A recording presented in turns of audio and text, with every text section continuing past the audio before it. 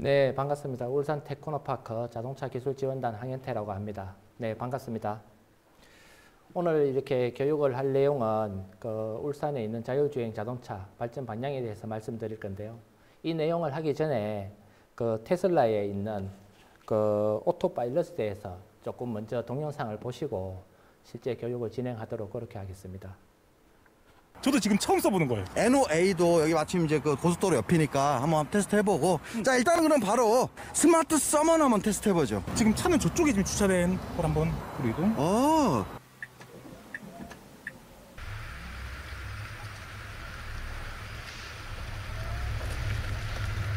저도 이게 GPS 기반이라서 이게 야외에서만 쓸 수 있는 걸로 알고요. GPS가 안 잡히는 실내에서는 못 쓰는 걸로 알아요. 지금 운전자가 없는데 지금 오고 있는 거죠.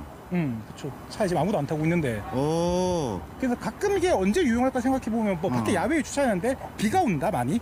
그럴 때는 유용할 수도 있지 않을까? 아, 잠깐만. 여기서 내가 막 뛰면 어떻게 돼? 핸드폰을 들고 따라와? 일단은 별로 안 놀래시네요. 전 되게 놀라운데 지금? 왜 안 놀래시지? 차가 지금 혼자 오고 있는 건데?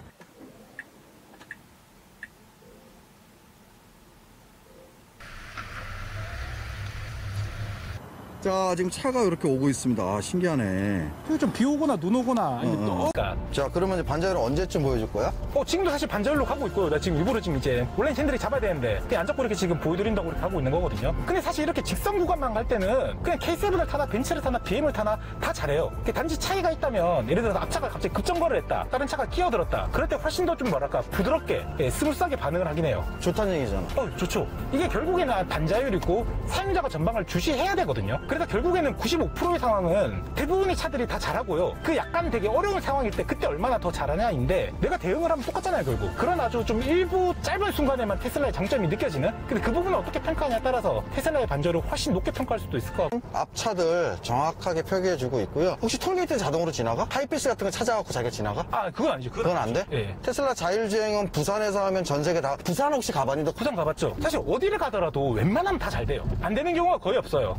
오, 주변 장애물을 인식하네요. 자, 이제 노화가 시작될 것 같은데. 사실 지금도 이제 시작을 했을 것 같은데요. 야, 램프. 사실 이 정도 램프나 이럴 때는 제가 K7 탈 때는 내가 직접 운전하거든요. 그리고 사실 테슬라를 탈 때도 사실 이 정도면 제가 직접 운전해요, 그냥. 속도 줄여야 되는 거 아니야? 저기 앞에 보시면은 굉장히 좀 난코스가 있는데 저희는 여기를 많이 다녀봐서 알거든요. 저기를 어떻게 감속도 하나? 야, 꽉 잡아. 아니, 근데 자기가 할 거예요. 자기가 알아서 속도 줄이고. 오, 속도 줄이고 지금. 코너가 심하면 자기가 알아서 속도를 줄여요. 앞차하고 상관없이. 근데 좀 너무 많이 줄이거든요. 내가 직접 해버리는 거죠. 너무 많이 줄여서 지금 이것도 우리는 빠르게 느껴지는데. 그리고 원래는 이러면서 원래 내가 차선을 넣었어야 되잖아요. 근데 이젠 지가 알아서 넣어야 되거든요. 깜빡이는 키나 지가? 앞에 차가 있는데 저거 방금, 앞에 저. 가까워지니까 지금 차선을 이제 인식하고 바꾸려고 하죠. 저렇게, 와, 오, 멋있다. 멋있네요. 일단은 이거는 졸겠는데? 잘못하면? 지금 저희가 느끼기에는 일단은 여기 우리 크루 운전자가 운전하는 것보다 훨씬 잘해요. 차선 변경하고 판단도 잘하고, 딱 하나 아까 진입할 때 갓길에 서 있던 차를 인식을 못해서 약간 위험할 수 있었지만은. 그리고 또 뭐랄까, 길가에 뭐가 되게 많이 큰 게 떨어져 있다거나 아니면 이제 정지되는 물체를 잘 인식을 못한다고 하거든요. 근데 예를 들어서 앞에 사고가 나가지고 딱 정차해 있어요. 그럼 그 차는 인식을 못하고 그대로 박을 수도 있어요. 그거는 이제 테슬라뿐만 아니라 모든 이제 반자율 차들의 그런 돌발 상황이 있을 수 있기 때문에 항상 전방 중시해야 되는데. 사람의 개입이 들어가면 사람의 작동, 조작이 먼저 우선하는 걸로 알고 있습니다. 자, 테슬라 단차에 대해서 어찌 생각하나요, 차주는? 진짜 이건 차주만이 얘기할 수 있는 거야. 어떻게 생각하니? 저는 굉장히 안 좋게 생각을 하고 그런 걸 중요시 여기는 분은 절대 테슬라를 사면 안 돼요. 전 제가 생각할 때 이 차의 만듦새, 마감은 현대 기아에 나오는 소나타보다도 훨씬 더 못하다고 생각을 해요. 그러니까 내가 알고 있는 거의 모든 브랜드의 차 중에서 가장 심한 그런 차예요. 굉장히 안 좋다고 합니다. 근데도 이 차를 타는 이유는? 아까 말했듯이 그런 그 외의 기능들이 너무 좋아서. 그러니까 내가 차에 대해서 어떤. 네, 테슬라 오토파일럿에 대해서 알아봤는데요. 제가 이 영상을 먼저 띄운 이유는 제가 설명하는 거하고 이 차량의 수준하고 비교하면서 국내의 자율주행 차를 이제 인식을 하면은 좀 더 이해하는 데 도움이 되지 않을까라는 생각을 가지고 이렇게 띄워봤고요. 다시 이게 정리해 드리면은 테슬라 오토파일럿은 차를 부르는 기능이라든가 합류로를 자율주행으로 이렇게 국내 차량보다는 잘 가는 그런 기능들, 그 다음에 갓길에 차량 정차되어 있을 때 이런 것들은 좀 문제가 있죠, 그죠? 국내의 차량도 마찬가지고 세계적으로 어떤 자율주행 차량도 이런 부분에 대해서는 조금 문제가 있는 것으로 그렇게 파악을 하고 있습니다. 그 다음에 이제 차선 변경은 누구나 이제 자율차라고 하면은 뭐 다 잘합니다, 요즘은. 그래서 국내 차량도 뭐 차선 변경 정도는 어느 정도 수준에 와 있다라고 저는 생각을 하고 있고요. 마지막으로 이제 테슬라 이게 매니아가 얘기하는 부분에 대해서 이제 차체 문제라든가 이런 문제는 사실은 국내 소나타보다 못하다고 얘기를 하죠. 실제로 저도 이제 그 테슬라 차량을 봤는데 뭐 차체 의장 사실을 본다면은 차량으로서는 사실은 국내 차량보다 훨씬 못합니다. 그래서 차량으로서 봤을 때는 국내 차량을 사야 되는 게 맞고요. 그 다음에 자율주행 기능으로 봤을 때 차를 원하시는 분들은 사실은 어떻게 보면 그 테슬라 차량을 사는 게 제가 봤을 때 맞는 것 같습니다. 자, 그러면 본격적으로 울산의 자율주행 자동차를 한번 알아보도록 하겠습니다. 먼저 뭐 미래 자동차 글로벌 선도 도시 울산이라고 이렇게 얘기를 합니다. 그래서 울산의 자율주행 자동차 개발 방향에 대해서 말씀드리겠습니다. 그 말씀드린 내용은 먼저 그 정부 미래차 산업 발전 방향과 울산 자동차 산업 여건 및 육성, 그 다음에 자율주행 자동차 개요, 그 다음에 자율주행 자동차 개발 현황, 마지막으로 울산 자율주행 자동차 개발 현황에 대해서 이렇게 말씀드리겠습니다. 정부의 미래차 산업 발전 방향은 뭐 그렇습니다. 그 글로벌 자동차 산업 대변혁 진행 중이라고 이렇게 말을 하고요. 세계 시장 전체 국면에 진입되어 있다 이렇게 얘기를 합니다. 이 중에서 이제 두 개의 이슈적인 단어가 나오는데요. 그 이슈적인 단어가 이제 4차 산업혁명, 그 다음에 이제 이거는 뭐 10년 전부터 외치던 겁니다. 환경 규제의 강화. 환경 규제 강화하면은 그렇죠. 환경 규제 강화에 의해서 친환경 자동차를 만들어야 된다. 이런 얘기들을 하죠. 그런데 환경 규제 강화라고 하면은 우리가 가장 빨리 국내에서 하고 있는 게 연비 절감입니다. 그 연비 절감을 어떻게 하냐? 차체의 무게를 절감하는 게 연비 절감이라고 하죠.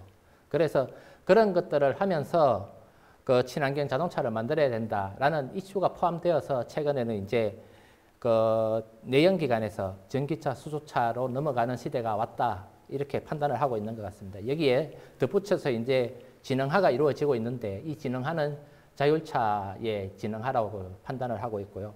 이런 친환경적이면서 진흥화 차량을 만드는 완성이 된다면은 서비스화가 이루어지지 않냐.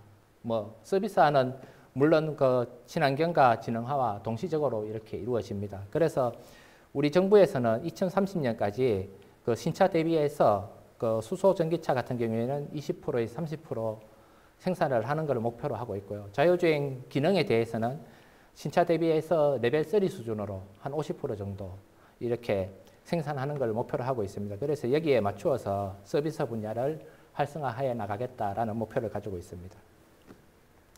그래서 국내 자동차 산업 대응을 살펴보면은 국내에서도 친환경 자동차 보급해가지고 뭐 가시화를 많이 했죠. 뭐 인프라 구축도 많이 했고요. 그 다음에 전기차, 수소차 보급 사업도 많이 해 나가고 있고, 요거를 수치적으로 살펴봤을 때 2016년 대비 3년 뒤에 19년으로 판단을 했을 때 전기차 같은 경우는 7배 증가했고요. 그 다음에 수소차 같은 경우에는 39배 증가했습니다.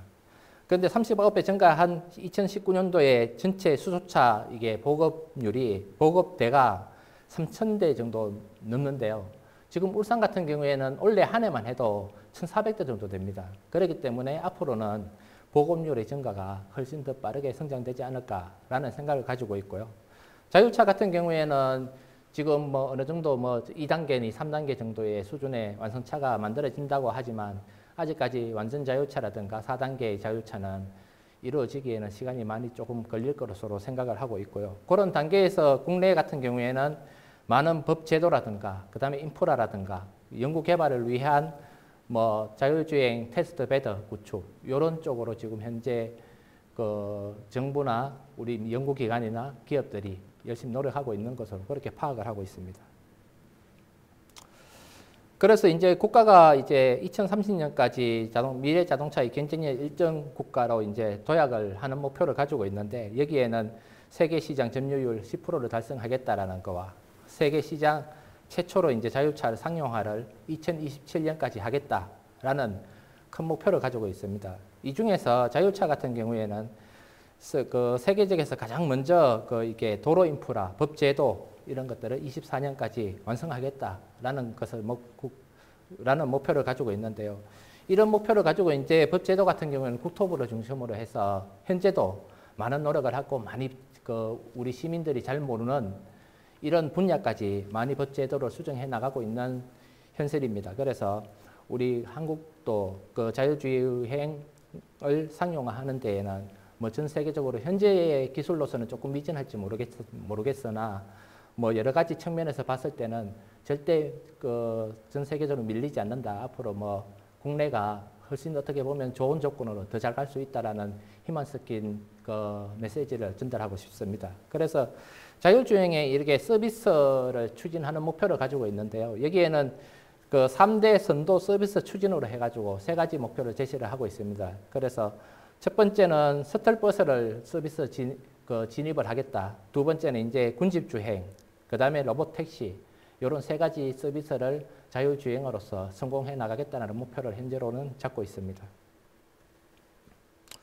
그렇다면 울산에 사는 여건은 이렇게 자율주행을 하고 미래차로 가는 여건에 대해서 어떻게 변화를 하고 있는지에 대해서 잠시 설명을 드리겠습니다.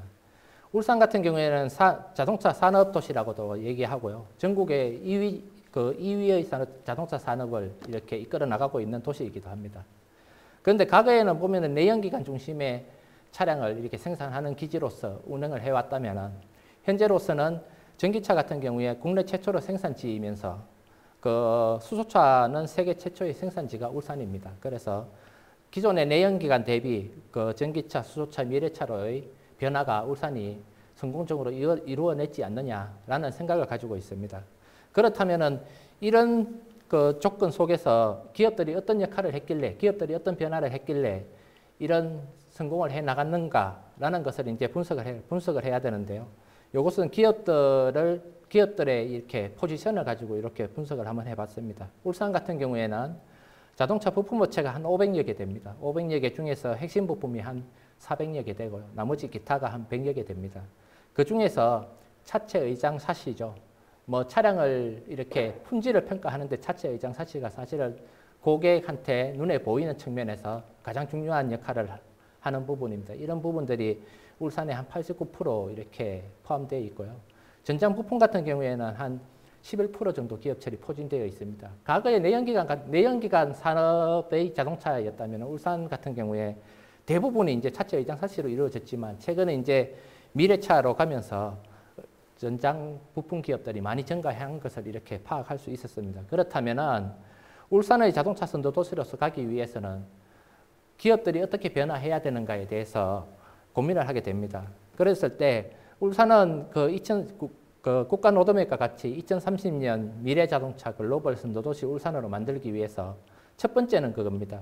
전장 부품 기업을 현재 11%지만 25%까지 확대해야 된다. 그 이유가 자율차와 같은 IT 산업으로 발전해 나가기 위해서입니다. 그래서 차체 의장 샤시가 안정화되고 전장 부품 기업이 확대된다면은 제가 봤을 때는 울산의 미래차를 이끌어 나가면서 자율차 기능도 얹어서 이끌어 나가는 그런 포지션이 되지 않겠느냐라는 생각을 가지고 있습니다. 그래서 향후에 핵심 부품 기업을 50개 정도 육성을 하고요. 그 자율차 시장 같은 경우에는 상용화 기술 선도를 이루어 나가겠다라는 목표를 가지고 있습니다. 자율주행 자동차 개요를 잠시 이렇게 설명을 드려볼 건데요. 요거는 제가 그 단계별로 이렇게 이거는 뭐 전문가들이나 공무원들이나 일반 그 시민들이나 국민들도 모두가 이렇게 알 겁니다. 그래서 단계가 0단계에서 보통 한 4단계로 이렇게 설명을 하는데요. 어떤 부분에서는 또 5단계로 설명하는 부분도 있습니다. 그래서 저는 여기에 설명을 4단계로 정리를 해왔지만 5단계로서 이렇게 설명을 해보도록 하겠습니다. 먼저 0단계 같은 경우에는 저는 항상 이렇게 차량을 설명을 할 때 조금 쉽게 하기 위해서 손과 발과 눈을 이렇게 얘기를 많이 합니다. 그 이유가 손과 발과 눈을 가지고 차량을 운전하기 때문입니다. 그래서 그 0단계는 손과 발과 눈을 모든 것을 사용해서 운전을 해야지 안정적으로 운전을 해 나갈 수 있다라는 측면에서 0단계는 자율기능 0단계다라고 이렇게 판단을 얘기를 할 수 있고요. 그 다음에 1단계 같은 경우에는 발을 사용하지 않는 단계, 이 단계를 이제 자율주행 1단계라고 이렇게 얘기를 합니다. 그래서 이런 1단계에 포함되어 있는 자동차 옵션 같은 경우에는 그 크루즈 컨트롤이라는 기능이 있죠. 이거는 이제 고속도로에 갔을 때 일정한 속도까지 높여놓고 크루즈 컨트롤을 켜면은 그 속도로 계속 달리는 기능이죠. 그렇게 되면은 발을 사용하지 않기 때문에 자율주행 1단계에 포함된다라고 생각을 하시면 됩니다. 그렇다면 2단계는 어떤 기능이 있냐 하면은 자율주행 2단계 같은 경우는 손과 발을 뗄 수 있는 단계입니다.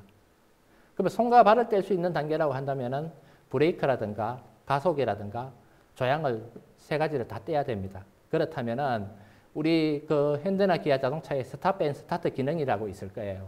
그게 뭐냐 하면은 고속도로나 자동차 정륜 도로에서 일정한 속도까지 크루즈 컨트롤 기능을 켜게 되면은 앞에 차량에 의해서 속도를 맞추고 내가 원하는 속도까지 달리는 손과 발을 뗄 수 있어도 가는 그런 단계가 2단계라고 보시면 됩니다. 그래서 밖에 나와 있는 그런 자율주행 기능의 옵션들은 제가 봤을 때는 2단계 수준이다 라고 판단을 하고 있습니다. 그리고 3단계는 그 손과 발과 눈을 뗄 수 있는 단계라고 보시면 될 것 같은데요. 손과 발과 눈을 뗄 수 있다면 사실은 전방 주시를 조금 적게 하더라도 자율주행 기능이 조금 어느 정도 완벽하게 되는 그런 수준이라고 봐야 될 것 같습니다. 그래서 제일 처음에 보여드린 테슬라의 오토파일럿 같은 경우에는 그 테슬라가 제시하는 것은 3단계라고 제시를 하고 있지만 제가 봤을 때는 테슬라의 오토파일럿도 반드시 전방 주시를 하라고 얘기를 하고 있습니다. 그렇기 때문에 3단계까지는 와 있지 않지만 2단계 이상은 된다. 그래서 2단계와 3단계 사이가 테슬라의 오토파일럿이 아닌가라고 판단을 하고 있습니다. 그리고 4단계 같은 경우에 이제 완전 자율주행 차라고 얘기를 하는데요. 여기에는 이제 손과 발과 눈을 떼고 그 다음에 두뇌를 생각하지 않아도 된다는 거예요. 어떤 물체가 내 차량에 접근을 하든지 뭐 어떤 사고가 앞에 있든지 간에 이런 것들을 이제 생각을 하지 않아도 되는 단계. 하지만 운전자가 반드시 운전석에 앉아 있어야 됩니다. 왜냐하면은 이벤트가 사고라든가 이런 그 생각지 못한 이벤트가 있기 때문이에요. 그래서 4단계는 손과 발과 눈과 두뇌를 뗄 수 있지만 반드시 운전석에 사람이 있어야 된다라는 게 4단계고요. 여기까지가 이제 국가가 생각하는 로드맵에서의 완전 자율주행 자동차라고 판단을 하시면 될 것 같아요. 그런데 5단계는 뭐냐? 5단계는 완전 자율주행이면서 운전석에 운전자가 없어도 되는, 운전자가 운전석에 없어도 된다는 다른 말을 이렇게 할 수 있다면은 자동차에 조향 장치나 브레이크나 가속 페달이 없어도 된다는 거와 똑같은 얘기가 되겠죠. 그래서 5단계의 자율주행 자동차는 완전 자율주행에 넘어서 뭐 차량의 기능이 일부분 없어지고 일부분 뭐 편의 장치가 추가되는 이런 단계가 되지 않을까 이렇게 생각을 하고 있습니다. 그러면 자율주행 자동차에 대한 제어 시스템은 어떻게 진행되는가에 대해서 잠시 말씀을 드리고 싶은데요. 여기에는 사실은 인지나 판단이나 제어라고 이렇게 얘기를 합니다. 그런데 저는 항상 이게 사람하고 이렇게 비교를 하고 싶은 게 사람하고 비교를 하면은 그래도 아무래도 도움이 되겠죠. 인식하는 데에. 그래서 인지하는 거는 사람과 눈과 촉감이라든가 기 이런 것들이 인지죠. 인지고 판단이라고 하는 것은 우리 이게 눈으로 본 거에 대해서 이 물체를 내가 그냥 다듬어 갈 것인가, 설 것인가, 우회전해서 갈 것인가 라고 머릿속에서 생각을 하게 될 겁니다. 이 생각을 이제 판단이 서면 이제 내 몸이 움직이게 되는 거죠. 뭐 발로 움직이든 손으로 움직이든 이거와 똑같습니다. 그래서 인지 같은 경우에는 자동차에서는 카메라나 레이더나 라이다를 가지고 한다라고 판단을 하시면 될 것 같고요. 그 테슬라의 오토파일럿과 국내의 인전 자율주행 기능의 모든 것은 현재로서는 카메라 기반의 그 인지 판단을 한다 이렇게 생각하시면 됩니다. 그런데 자율주행 4단계로 넘어가는 이런 그 차량을 개발할 때는 현재로서 전 세계나 국내도 마찬가지고요. 라이다 기반의 그 인지 판단을 한다고 이렇게 생각을 하면 됩니다. 그렇다면은 카메라와 라이다의 차이점이 뭐냐? 카메라는 평면을 찍는 겁니다. 이 평면을 찍으면서 내 차량과 거리를 제어하고 그 물체의 형상을 확인하는 거고요. 라이다는 레이저 빛을 쏴가지고 돌아오는 것을 형상을 보는 겁니다. 3차원 형상을. 그래서 이 라이다가